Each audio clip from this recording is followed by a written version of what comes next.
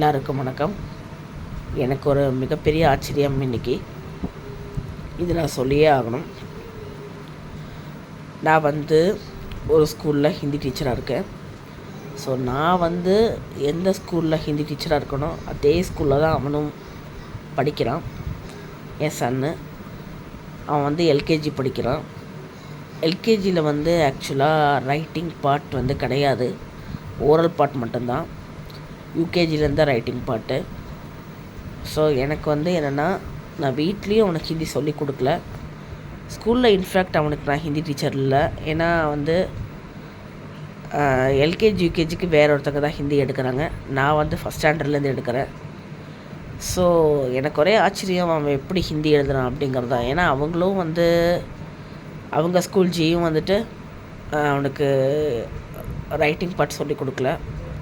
ஐ மீன் oral தான் போயிட்டுருக்கு. So அந்த வகையில் நானும் வீட்டில் அவனுக்கு ஓரல் தான் சொல்லி கொடுத்துருக்கேன், தவிர ரைட்டிங் சொல்லி கொடுக்கவே இல்லை. சரி, எல்கேஜி தானே, ஹையர் கிளாஸ் வரும்போது பார்த்துக்கலாம் அப்படிங்கிற மாதிரி விட்டுட்டேன். ஸோ எனக்கு ஒரே ஆச்சரியம், அவன் இன்றைக்கி ஸ்வர் எழுதுனது ஆ எழுதுனான். எனக்கு அதை பார்க்கும்போது எனக்கு ஒரு எக்ஸ்ட்ரீம் ஹாப்பினஸ். ஏன்னா being a Hindi teacher, I feel so proud of him.